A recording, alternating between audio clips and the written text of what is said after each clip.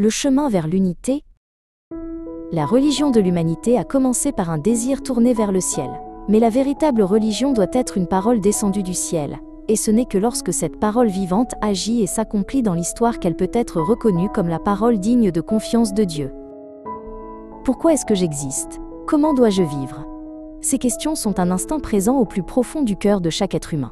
C'est le désir que le ciel a planté dans l'homme. Les sutras bouddhistes, le Coran et la Bible contiennent tous des réponses à la soif humaine. Chacun renferme une sagesse précieuse. Mais parmi eux, la parole vivante venue du ciel accomplit ce qu'elle promet et, avec le pouvoir de créer à partir du néant, elle donne la vie. Bouddha a discerné la souffrance de la vie et a montré le chemin de la libération. C'est une grande sagesse. Mais l'illumination humaine seule ne peut résoudre fondamentalement la souffrance.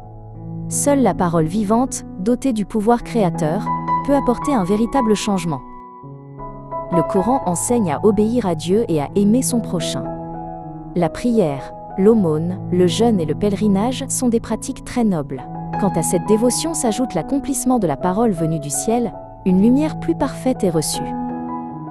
La Bible est la parole vivante donnée directement par le ciel. Elle commence par la création, continue par les alliances données à Abraham, Moïse et David, et s'accomplit enfin à travers Jésus. Ici se trouve le pouvoir créateur qui accomplit ce qu'il a promis de ses propres mains.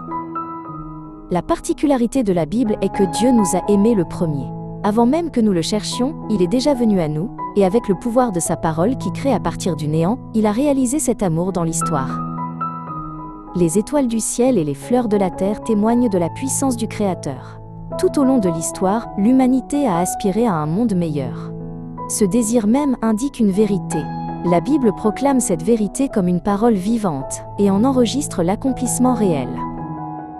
Les différences entre les religions sont comme les sons distincts des instruments. Lorsque tous les instruments s'harmonisent, une belle symphonie est créée. De la même manière, dans la parole vivante du ciel, tout ce qui est bon peut s'unir en une seule harmonie. La destination finale de tous les chemins est finalement l'amour. Sauver des vies, aimer son prochain et vivre en tenant ses promesses, voilà l'essence de la vérité. Et cet amour a été véritablement accompli en Jésus. Jésus a proclamé la paix. Comme il l'a dit, « Que la paix soit avec vous », la véritable paix commence par l'unité. La parole vivante du ciel, avec le pouvoir de créer à partir du néant, guérit les divisions et parfait l'amour.